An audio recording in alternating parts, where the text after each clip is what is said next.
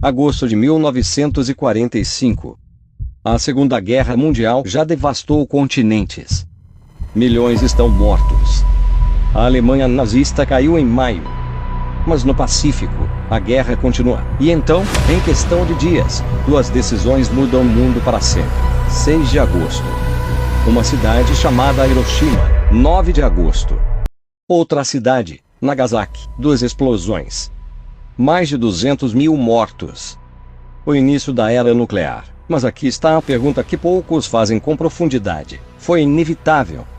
Ou houve um erro político, estratégico, diplomático, que levou às bombas? Hoje você vai entender a história de Hiroshima e Nagasaki, e o contexto real da bomba atômica de 1945, com base no que historiadores sérios documentaram ao longo de décadas. Em 1945, o Japão já estava em situação desesperadora. A Marinha Imperial praticamente destruída.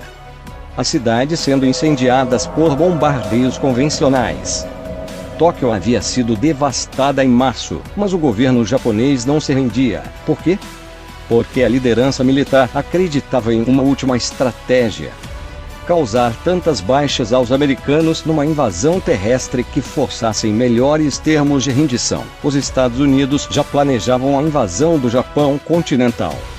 Operação Downfall. Estimativas variavam, mas algumas projeções falavam em centenas de milhares de soldados americanos mortos e milhões de japoneses. A guerra no Pacífico tinha sido brutal. Iwo Jima, Okinawa.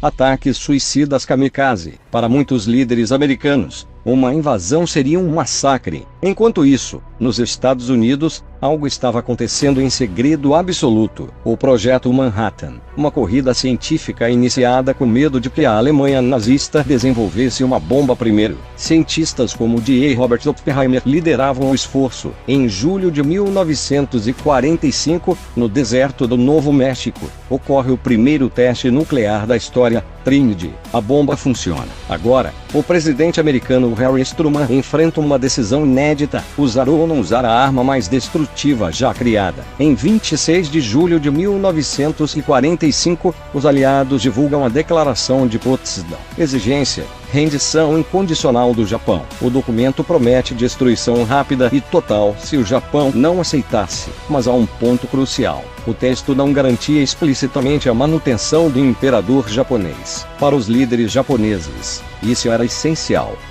O imperador não era apenas político, era símbolo divino da nação. O primeiro-ministro japonês respondeu com uma palavra ambígua: mokusatsu. Ela pode significar ignorar com desprezo, ou não comentar por enquanto. Nos Estados Unidos, a interpretação foi: o Japão rejeitou o ultimato. Aqui começa uma das grandes discussões históricas. Foi erro de tradução? Foi rigidez política? Ou já havia decisão tomada? 6 de agosto de 1945, o bombardeiro Enola Gay sobrevoa Hiroshima. Às 8h15 da manhã, a bomba Little Boy lançada. Explosão equivalente a cerca de 15 mil toneladas de TNT. Em segundos, dezenas de milhares morrem. Temperaturas mais quentes que a superfície do Sol. Pessoas vaporizadas. Nos dias seguintes, a radiação começa a matar silenciosamente. O mundo ainda não entende completamente o que aconteceu. O Japão ainda não se rende. Enquanto o governo japonês debate, outro fator entra em cena. Em 8 de agosto, a União Soviética declara guerra ao Japão e invade a Manchúria. Para muitos historiadores, isso foi decisivo. O Japão esperava que os soviéticos mediassem negociações de paz. Agora, essa esperança acabou. Mesmo assim, no dia seguinte, 9 de agosto, outra bomba é lançada. Desta vez, sobre Nagasaki. A bomba FET-1 explode às 11h02. A topografia da cidade reduz um pouco o impacto, mas dezenas de milhares morrem. Agora, o Japão enfrenta duas realidades: a arma nuclear americana e a entrada soviética na guerra. Então, qual foi o erro? Historiadores sérios como Tsuyoshi Hasegawa, Richard Frank e outros debatem até hoje. Há 3 grandes interpretações principais. A primeira era que a bomba era necessária para evitar milhões de mortes numa invasão. Esse é o argumento tradicional americano. A segunda interpretação era a de que o Japão já estava perto da rendição, e uma garantia sobre o imperador poderia ter evitado as bombas.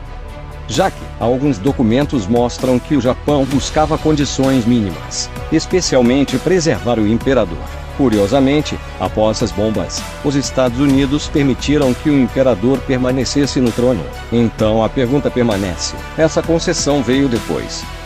Por que não antes? A terceira é de que serviria como uma demonstração de força para a União Soviética e mostrar poder nuclear poderia redefinir o equilíbrio global. Não há consenso absoluto, mas uma coisa é clara: as decisões foram tomadas sob pressão extrema, com informações incompletas, medo real de mais mortes e cálculo geopolítico. Em 15 de agosto de 1945, o imperador Hirohito fala ao povo japonês pelo rádio. É a primeira vez que muitos japoneses ouvem sua voz. O Japão se rende, a guerra mundial termina. Mas o mundo nunca mais seria o mesmo. A bomba atômica de 1945 inaugurou a corrida armamentista nuclear, a Guerra Fria, a doutrina da destruição mútua assegurada. Hoje, o planeta ainda vive sob a sombra daquele agosto. Talvez não tenha sido um único erro, talvez tenha sido uma soma de decisões duras. Orgulho nacional, pressa, medo e cálculo político. Mas a verdadeira pergunta não é apenas por que as bombas caíram, se estivéssemos naquela sala em 1945, teríamos decidido diferente. A explosão das bombas atômicas foi o momento em que a humanidade descobriu que podia se destruir, e nunca mais esqueceu disso.